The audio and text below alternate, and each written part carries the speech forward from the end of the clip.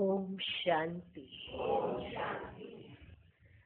आज की तारीख है 12 जनवरी 2016। साकार महावाक्य बाबा के ते मीठे बच्चे, कदम कदम पर श्रीमत पर चलते रहो। ये ब्रह्मा की मत है या शिव बाबा की, इसमें मूंझो नहीं। क्या अर्थ है इसका? कदम कदम पर श्रीमत पर चलते रहो। कदम कदम पर श्रीमत कैसे पता पड़े? अब ब्रह्मा बाबा कह रहे हैं, शिव बाबा कह रहे हैं, श्रीमत तो शिव बाबा की है ना, है ना। बाप दादा दोनों एक है। हमेशा समझो कि ये शिव बाबा ही कह रहे हैं, कि ये शिव बाबा ही। मुंजाई सी खत्म हो जाएगी, मूंझना ही खत्म हो जाएगा। साकार में ऐसा बहुत होता होगा ना।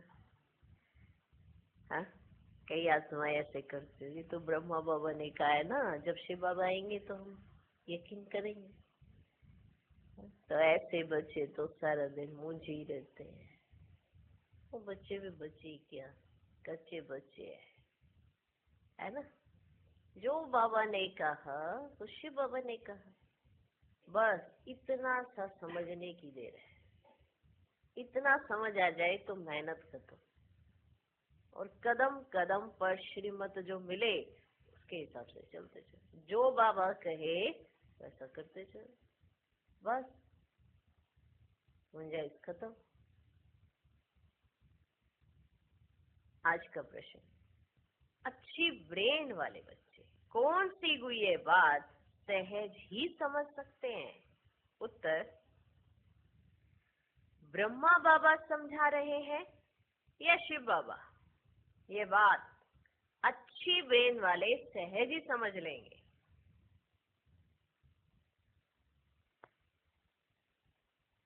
ये सोचना कि ये तो ब्रह्मा बाबा ने कहा है, ये तो शिव बाबा ने कहा है,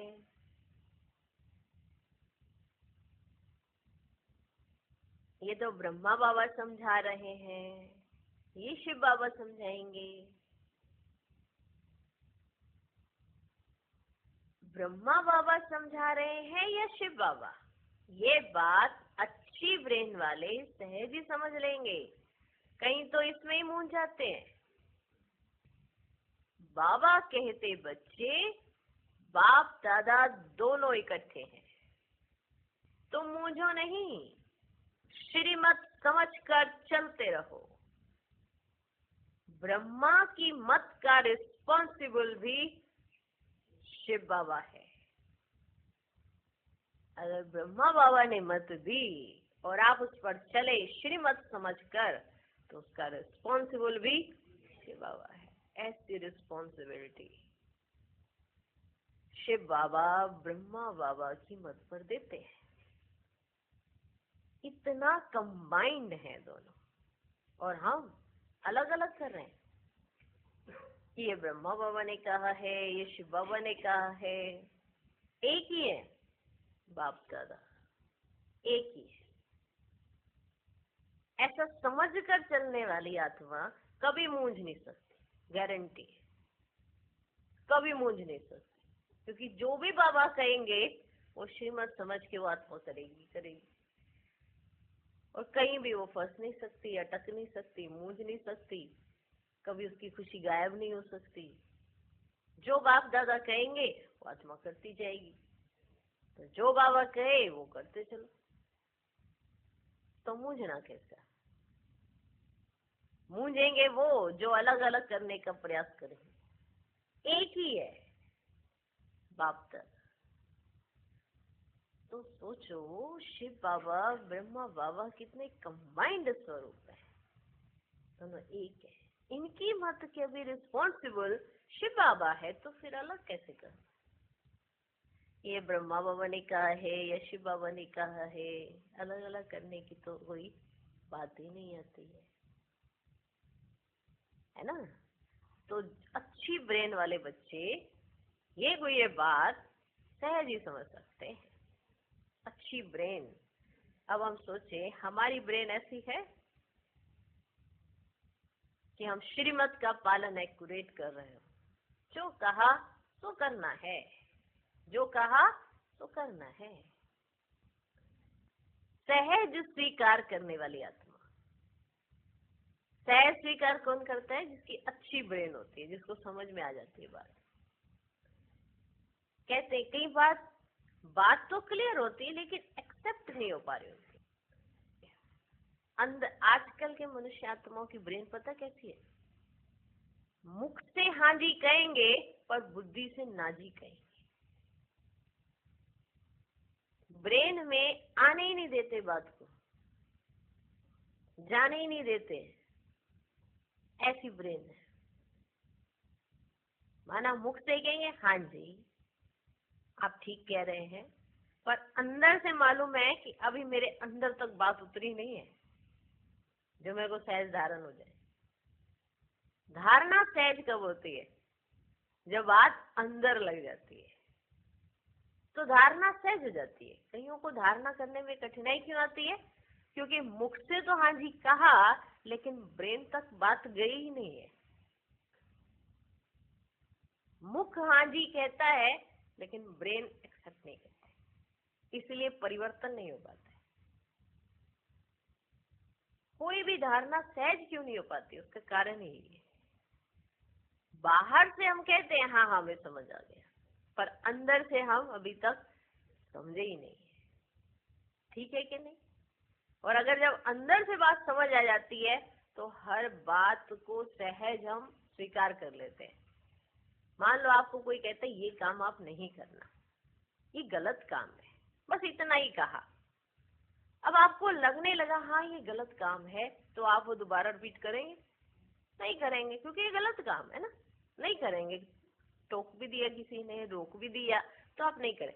एक ये तो बोलते ही रहते हैं अच्छा गलत काम है, हाँ ठीक है नहीं करें, लेकिन अंदर से स्वीकार नहीं किया है कि सच में ये गलत काम है। तो जब अंदर से स्वीकार कर लेते हैं कि ये हाँ ये गलत काम है, तो वो रिपीटिशन में नहीं आती है एक्ट। और अगर रिपीटिशन में आ रही है तो इसका क्या मतलब है? स्वीकार नहीं। अच्छी ब्रेन नहीं है, मुख से कह रहे हैं हाँ जी और वैसे अंदर तक जाने ही नहीं दिए बात। तो ऐसे भी हम कई बार बच्चे श्रीमत का पालन करने में फेल हो जाते हैं। श्रीमत श्रीमत कहते हैं, लेकिन श्रीमत है क्या? किसकी श्रीमत है? एक ही है, वही श्रीमत दे रहे हैं, पालन करनी है बस। अब बाप दादा कह रहे हैं हाँ जी, बाप दादा कह रहे हैं, लेकिन मुख से कहेंगे हाँ जी और अंदर से कहेंगे ना जी, तो फिर कैसे अप्लाई कैसे कर पाएंगे? इसीलिए धारणाओं में कमी आ जाती है। वरना तो सहज है, हाँ जी किया और चलते चले, हाँ जी किया चलते चले। रिस्पॉन्सिबल फिर आपका भी शिव बाबा हो जाएगा, बाप दादा दोनों रिस्पॉन्सिबल हो जाएंगे आपके। क्यों? क्योंकि आप हाँ जी करने वाले बच्चे और करके दिखलाने वाले बच्चे, तो दोनों के रिस्पॉन्सिबल। हाँ, आपके दोनों रिस्पॉन्सिबल हो गए ना। ब्रह्मा बाबा की मत का रिस्पॉन्सिबल शिव बाबा। और अगर आज हम बाप दादा की मत पर चलते हैं तो आपके रिस्पॉन्सिबल बाप दादा। शिव बाबा ब्रह्मा बाबा कंबाइंड स्वरूप। आप हो सकते हो ना बाप दादा कंबाइंड स्वरूप। सहज है कि नहीं सहज है? सिर्फ हाँ जी कर उस परमार्थ चलना है। मुख से हाँ जी कर अपने आप को खुश नहीं कर लेना है, लेकिन बुद्धि से अच्छी ब्रेन का मतलब यही है कि ये बात ब्रेन में सेट हो गई, ये बात समझ आ गई कि ये दोनों अलग अलग नहीं एक हो गए हैं, बाप दादा हैं, और जो बाप दादा कहेंगे वो हम करेंगे ही करेंगे। बस हो गया सहज। जो महारथी आदि रतन जो आप देखते हो सुनते हो, उनका सबसे बड़ा पुरुषार्थ क्या था? यही, हाँ जी, श्रीमत पर, हाँ जी, अंदर बाहर साफ। बाप दादा ने जो कहा वो करना ही है, बस। जो बाबा कहे वो करना ही है। अब ये नहीं देखना है कौन से बाबा कह रहे हैं, जो बाबा कहे वो करना ही है। मम्मा का विशेष पुरुषार्थ, जो बाबा कहे वो करना ही है। कभी ये नहीं आया होगा कि ये तो ब्रह्मा बाबा कह रहे, कभी शिव बाबा, नहीं। विशेष पुरुषार्थ मम्मा का एक, जो बाबा कहे वो करना ही है, दोनों एक है। अब हम देखिए ऐसा हमारा पुरुषार्थ है या हमारे अंदर ही कई सवाल हैं, तो हम अच्छी ब्रेन वाले नहीं हैं। अच्छी ब्रेन की निशानी यही है कि इस गुए बात को सहज समझ जाएंगे कि दोनों एक है। माना, बाप दादा ने कहा और हम बच्चों ने माना, बस। उनके अंदर ये कभी मुंझाइश ही नहीं आएगी कि किसने कहा किसने नहीं कहा। ठीक। ओम शांति। रूहानी बाप बच्चों को समझा रहे हैं, तुम समझते हो हम ब्राह्मण ही रूहानी बाप को पहचानते हैं। दुनिया में कोई भी मनुष्य मात्र रूहानी बाप, जिसको गॉड फादर व परम पिता परमात्मा कहते हैं, उनको जानते नहीं है। जब वे रूहानी बाप आए तभी रूहानी बच्चों को पहचान दे। यह नॉलेज ना सृष्टि के आदि में रहती, ना सृष्टि के अंत में रहती। अभी तुमको नॉलेज मिली है, यह है सृष्टि के अंत और आदि का संगम युग। इस संगम युग को भी नहीं जानते तो बाप को कैसे जान सकेंगे। कहते ही पतित पावन आओ, आकर हमको पावन बनाओ। परंतु ये पता ही नहीं कि पतित पावन कौन है और वे कब आएंगे। बाप कहते हैं, मैं जो हूँ, जैसा हूँ, मुझे कोई भी नहीं जानते। जब मैं आकर पहचान दूं तब मुझे जाने। मैं जो हूँ, जैसा हूँ, मुझे कोई भी नहीं जानते। जब मैं आकर पहचान दूं तब मुझे जाने।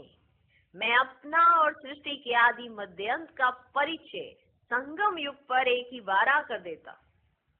कल्प बाद फिर से आता हूँ, तुमको जो समझाता हूँ वह फिर प्रायलोप हो जाता है। सतयुग से लेकर कलयुग अंत तक कोई भी मनुष्य मात्र मुझ परम पिता परमात्मा को नहीं जानते हैं। ना ब्रह्मा विष्णु शंकर को जानते, मुझे मनुष्य ही पुकारते हैं। ब्रह्मा विष्णु शंकर थोड़ी पुकारते हैं। मनुष्य दुखी होते हैं तब पुकारते हैं। सूक्ष्म वतन की तो बात ही नहीं। रूहानी बाप आकर अपने रूहानी बच्चों अर्थात रूहों को बैठ समझाते हैं। अच्छा, रूहानी बाप का नाम क्या है? नाम क्या है? बाबा जिसको कहा जाता है जरूर कुछ नाम होना चाहिए। बरोबर नाम एक ही गाते हैं, शिव। ये नामी ग्रामी है, परंतु मनुष्यों ने अनेक नाम रखे हैं। भक्ति मार्ग में अपनी बुद्धि से यह लिंग रूप बना दिया है। नाम फिर भी शिव है। बाप कहते मैं एक ही बार आता हूँ, आकर मुक्ति जीवन मुक्ति का वर्षा देता हूँ। मनुष्य भर नाम लेते हैं, मुक्ति धाम, निर्वाण धाम, परंतु जानते कुछ भी नहीं है। ना बाप को जानते ना देवताओं को जानते। कि किसको भी पता ही नहीं है कि बाप भारत में आकर कैसे राजधानी स्थापन करते। देखो, ये किसको पता भी नहीं है कि बाप कैसे आकर राजधानी स्थापन करते। शास्त्रों में भी ऐसी कोई बात नहीं है ना बच्चे। परम पिता परमात्मा कैसे आकर आदि सनातन देवी देवता धर्म की स्थापना करते हैं। ऐसे नहीं सतयुग में देवताओं का ज्ञान था जो गुम हो गया, नहीं। अगर देवताओं में भी ये ज्ञान होता तो चलता आता ना, था ही नहीं।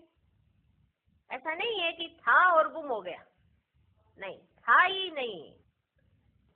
इस्लामी बोधी आदि जो है उन्हों का ज्ञान चला आता है, उन्हों का अपना ज्ञान चला आता है।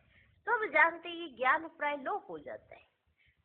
मैं जब आता हूँ तो जो आत्माएं पतित बन राज्य गवा बैठी हैं। आप राजा थे ना, हैं? आप राजा थे ना, आपने अपना राज्य गवाया। याद आया? याद आया? आज आपके पास कुछ नहीं, कुछ भी नहीं, गवा दिया आपने अपना राज्य।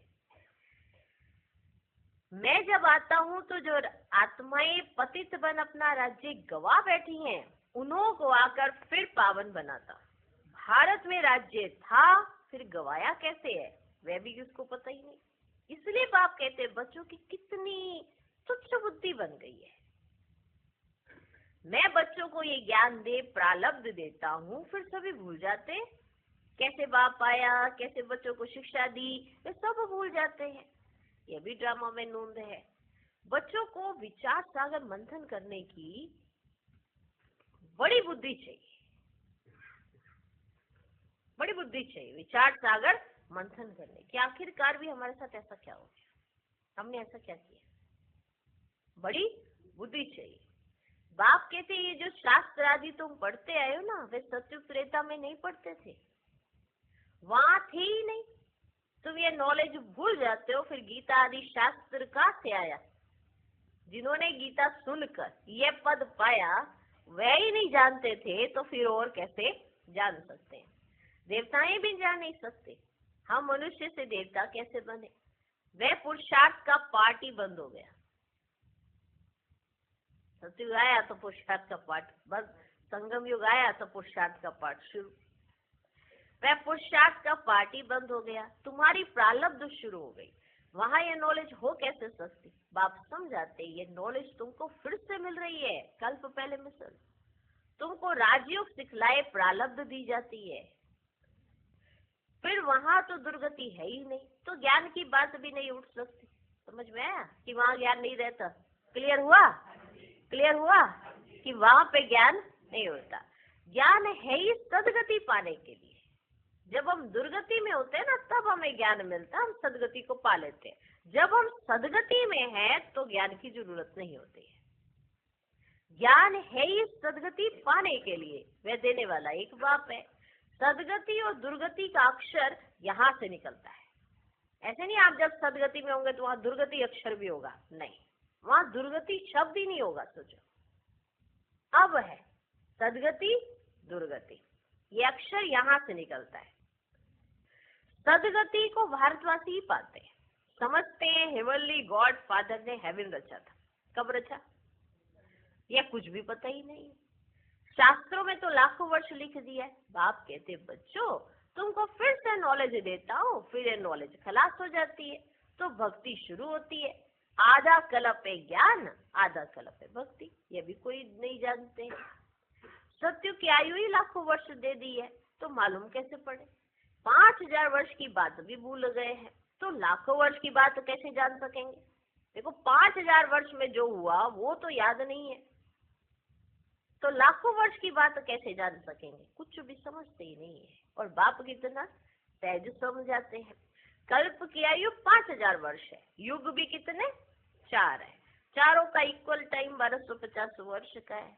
ब्राह्मणों का ना ये मिड गेड युग है, ये मिड गेड युग है, वो तो छोटा है उन चारों युगों से। तो बाप भिन्न भिन्न रीति से नई नई पॉइंट्स सहज रीति बच्चों को समझाते रहते हैं। धारणा तुमको करनी है, बाबा तो हर बात तुमको समझा रहे हैं। धारणा जो करनी है वो तो तुमको करनी है, मेहनत तुमको करनी है। बाबा तो समझाने आए हैं, बाबा को मेहनत नहीं करनी है कि कहीं सोचो से बाबा को मेहनत करनी है। बाबा तो समझाने आए हैं। मेहनत किसको करनी है? हमको करनी है। धारणा किसको करनी है? हमको करनी है। ड्रामा अनुसार जो समझाता आया हूँ वे पाठ चला आता है। समझाता आया ना जो अभी तक, वह भी पाठ चला आता है। जो बताने का था वही आज बता रहा हूँ, जो मेरा बताने का था आज वही आज बता रहा हूँ। इमर्ज होता रहता है, इमर्ज होता रहता है। तुम सुनते जाते हो। तुमको ही धारण करना और कराना है, मुझे तो धारण नहीं करना है, मुझे तो धारण नहीं करना है। तुमको सुनाता हूँ, धारणा कराता हूँ। हमारी आत्मा में पाठ है पतितों को पावन बनाने का। जो कल्प पहले समझाया था वही निकलता रहता है, वही निकलता रहता है। मैं पहले से जानता नहीं था कि क्या सुनाऊंगा। हाँ देखो बाबा कितना सहज समझाते हैं। मैं थोड़ा जानता था, आज मैं जाता हूँ चलो ऊपर वतन में, आज मैं इनको ऐसे वाला पाठ पढ़ो, फिर ऊपर सोचा आज मैं ये वाला पाठ, ऐसे नहीं, मैं आता हूँ और इमर्ज होता जाता है। कितनी वंडरफुल बात है। मैं पहले से जानता नहीं था कि क्या सुनाऊंगा, भले इनकी सोल विचार सागर मंथन करती हो, ये विचार सागर मंथन कर सुनाते हैं या बाबा सुनाते हैं, ये बड़ी गुह्य बातें हैं।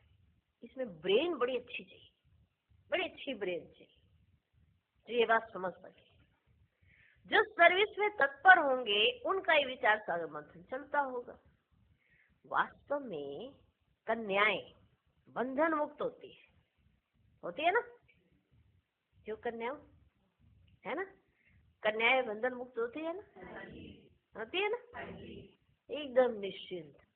वास्तव में कन्याएं बंधन मुक्त होती है। वे इस रूहानी पढ़ाई में लग जाए, बंधन तो कोई है ही नहीं। कुमारियां अच्छा उठा सकती है, उनको है ही पढ़ना और पढ़ाना, उनको कमाई करने की दरकार ही नहीं है। कुमारी अगर अच्छी रीति ये नॉलेज समझ जाए तो सबसे अच्छी है, सबसे अच्छी है। सेंसिबल होगी तो बस इस रूहानी कमाई में लग जाएगी। कहीं तो शौक से लौकिक पढ़ाई पढ़ती जाती है, कहीं तो शौक से लौकिक पढ़ाई पढ़ती रहती है, समझाया जाता है, इससे कोई फायदा नहीं। तुम ये रूहानी पढ़ाई पढ़कर सर्विस में लग जाओ। वह पढ़ाई तो कोई काम की नहीं है। पढ़कर चले जाते गृहस्थ व्यवहार में, क्या करते ज्यादा से ज्यादा, अब तो नौकरियां करने लग जाते हैं, ज्यादा से ज्यादा क्या करते थे, पढ़ा लिखा और फिर गए खाना बनाया जाके। लेकिन बाबा जो पढ़ाई करा रहे हैं ना, उससे बुद्धि एकदम श्रेष्ठ बनती है। तो जो कन्याएं हैं वो हैं तो बंधन मुक्त, है ना? तो कईयों को शौक होता है, कई तो शौक से लौकिक पढ़ाई पढ़ती रहती है, समझाया जाता है, इससे कोई फायदा नहीं। तुम यह रूहानी पढ़ाई पढ़कर सर्विस में लग जाओ। वह पढ़ाई तो कोई काम की नहीं है। पढ़कर चले जाते गृहस्थ व्यवहार में, गृहस्थी माताएं बन जाती है। कन्या थी, पढ़ा लिखा और फिर जाके गृहस्थी संभाली तो क्या बन गई, गृहस्थी माताएं बन जाती है। कन्याओं को तो इस नॉलेज में लग जाना चाहिए। कदम कदम श्रीमत पर चल धारणा में लग जाना चाहिए। मम्मा शुरू से आई और फिर इस पढ़ाई में लग गई। कितनी कुमारियां तो गुम हो गई। कुमारियों को अच्छा चांस है, श्रीमत पर चले तो बहुत फर्स्ट क्लास हो जाए। यह श्रीमत है वह ब्रह्मा की मत है, इसमें ही मूंझ पड़ते हैं। यह श्रीमत है या ब्रह्मा की मत है, इसमें ही मूंझ पड़ते हैं। फिर भी ये बाबा का रथ है ना, इनसे कुछ भूल हो जाए, तुम श्रीमत पर चलते रहेंगे तो वे आप ही ठीक कर देंगे।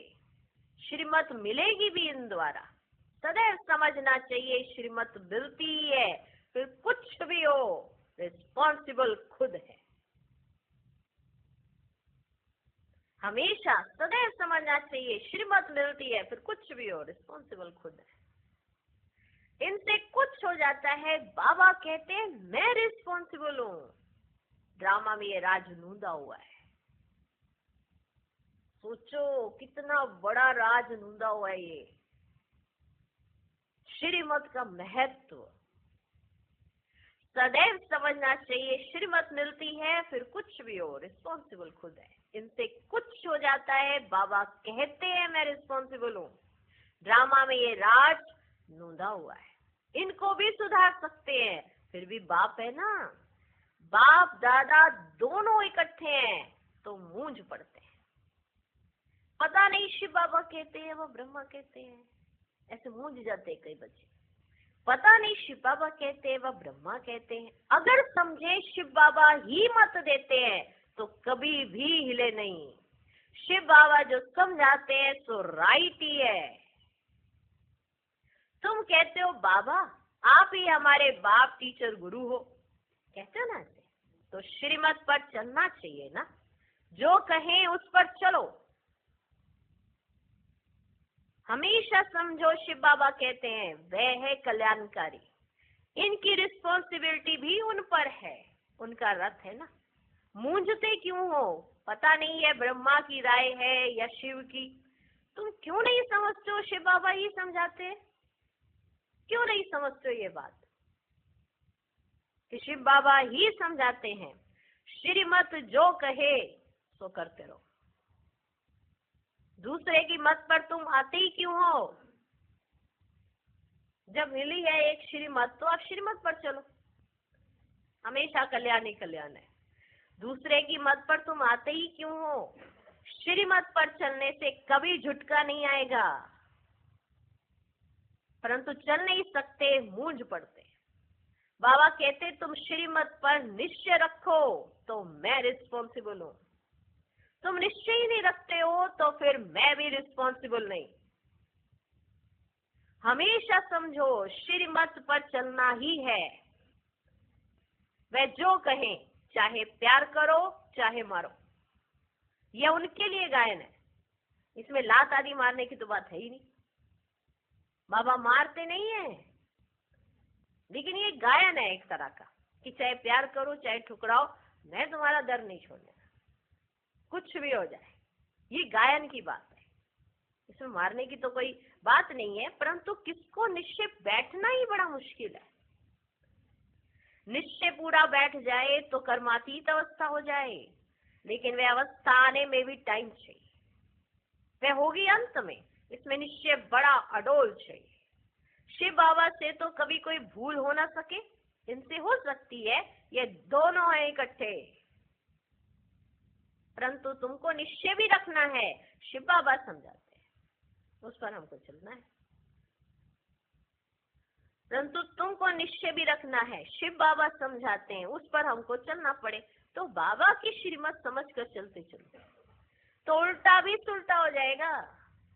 जो उल्टा होना होगा ना तुम्हारा, वो भी तुम्हारा सुलटा हो जाएगा। कहाँ मिसअंडरस्टैंडिंग भी हो जाती है। शिव बाबा और ब्रह्मा बाबा की मुरली को भी बड़ा अच्छी रीति समझना है। बाबा ने कहा, वाइस ने कहा, ऐसे नहीं कि ब्रह्मा बोलते ही नहीं है, परंतु बाबा ने समझाया है। अच्छा समझो, ये ब्रह्मा कुछ नहीं जानते, शिव बाबा ही सब कुछ सुनाते। शिव बाबा के रथ को स्नान कराता हूँ, शिव बाबा के भंडारे की सर्विस करता हूँ, ये याद रहे तो भी बहुत अच्छा है। शिव बाबा की याद में रहते कुछ भी करे तो बहुत तो सिद्धि की जा सकते हैं। मुख्य बात है ही शिव बाबा की याद की। अलफ और बे बाकी है डिटेल, बाकी सब है डिटेल की बात है। एक समझो, श्रीमत एक शिव बाबा ही कहते हैं, बस